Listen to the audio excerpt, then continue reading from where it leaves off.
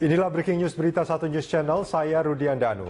Sidang kasus penodaan agama kembali digelar dengan terdakwa Basuki Cahayapurnama atau Ahok dan saat ini masih dalam perjalanan menuju lokasi sidang di Gedung Kementerian Pertanian Jakarta Selatan. Untuk informasi terkini kita bergabung dengan reporter Nori Utari. Ya Nori, bagaimana kondisi di sekitar ruang sidang di Kementerian Pertanian saat ini, Nori? Iya Rudi, bisa kami informasikan bahwa saat ini kami berada di jalur utama Gedung Kementerian Pertanian, di mana saat ini terlihat Rudi, dua kubu baik yang pro ataupun kontra Ahok sudah berkumpul, di mana masing-masing pihak sudah berkumpul dan sudah menggunakan atribut dan juga membentangkan spanduk yang mengisikan aspirasi mereka dari masing-masing pihak. Dan saat ini Rudi, terlihat masing-masing dari baik pro ataupun kontra Ahok juga sudah melakukan orasi menyuarakan mengenai aspirasi mereka. Dan terlihat saat ini juga petugas aparat gabungan baik dari TNI, Polri, dan juga Brimob sudah berjaga-jaga, di mana mereka juga sudah berjaga sejak pukul 5 pagi tadi. Dan untuk mengetahui lebih jelas terkait dengan pengamanan hari ini, di samping saya sudah hadir yaitu Kabid Humas Polda Metro Jaya, yaitu Kombes Pol Argo Yuwono. Halo, selamat pagi Pak. Selamat pagi Mbak. Pak, bagaimana untuk pengamanan hari ini? Apakah ada perbedaan dengan minggu-minggu lalu? Ya tentunya polisi mempunyai cara bertindak di dalam mengamankan suatu kegiatan ya. Untuk hari ini kepolisian ada jadwal untuk mengamankan kegiatan sidang Bapak Ahok. Tentunya kegiatan pengamanan ini sudah berlangsung beberapa minggu dan tidak banyak perubahan ya. Yang terpenting bahwa kegiatan sidang ini ya dapat berjalan dengan baik, mulai dari kegiatan di persidangan ya itu sudah ada pengamanan tersendiri. Jadi di sana ada sterilisasi, kemudian ada beberapa kegiatan di sana agar untuk tempat sidang itu bisa dilaksanakan dengan aman. Di luar itu pun juga ada di sekitar gedung kita amankan juga ya.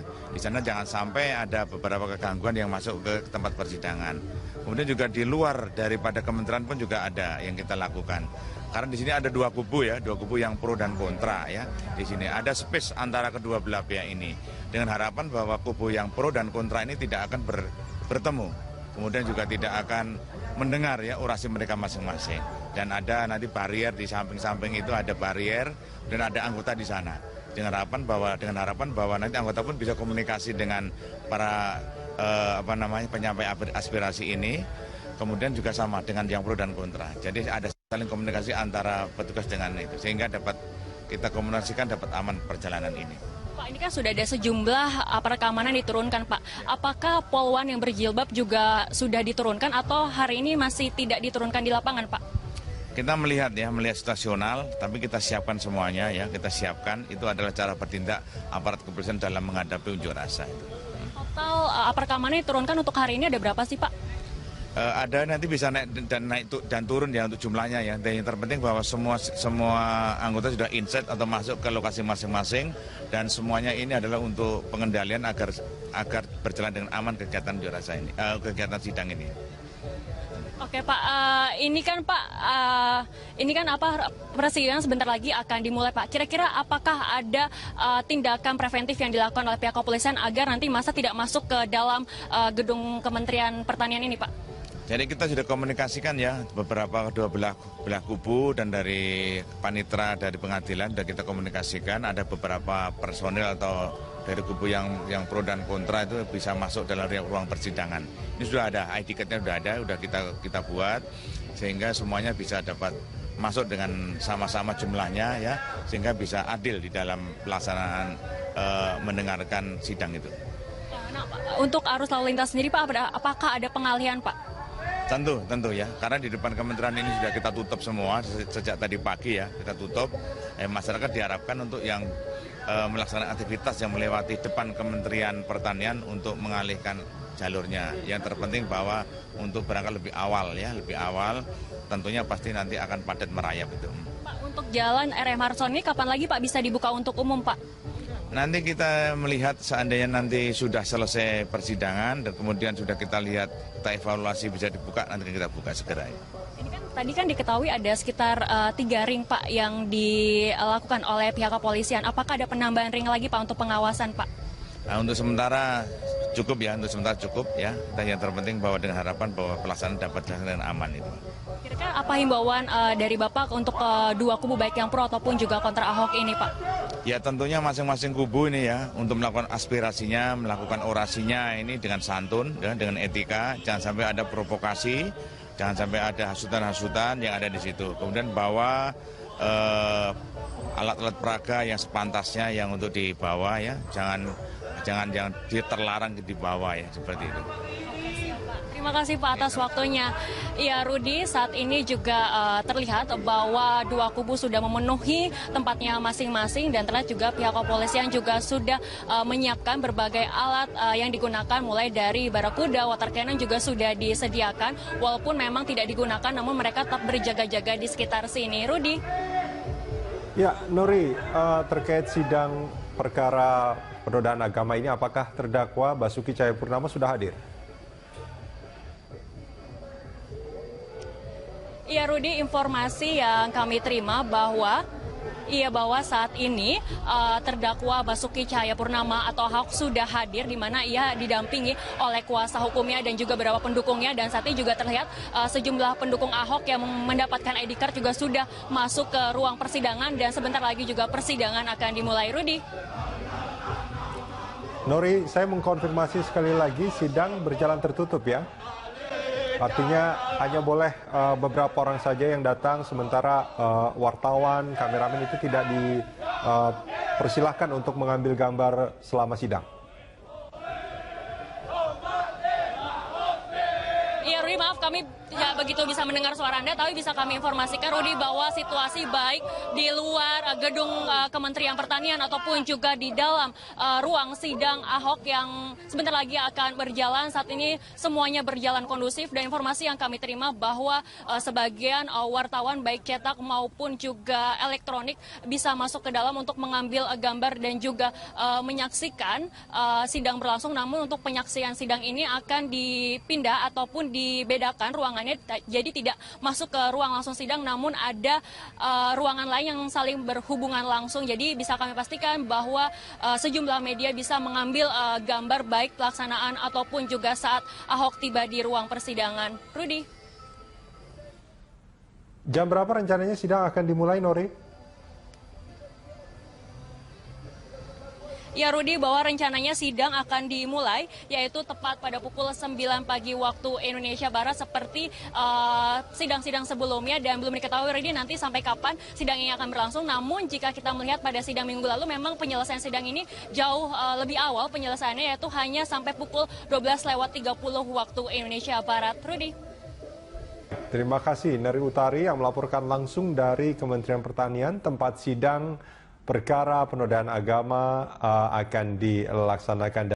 Sidang kasus dugaan penistaan agama dengan terdakwa Basuki Cahayapurnama kembali digelar dengan agenda pemeriksaan saksi. Dan untuk informasi selengkapnya kita akan bergabung dengan Friendly Sagala dan juru kamera Amin Subarkah dari kawasan Ragunan, Jakarta Selatan. Friendly, siapa sajakah saksi yang dihadirkan dalam sidang kali ini?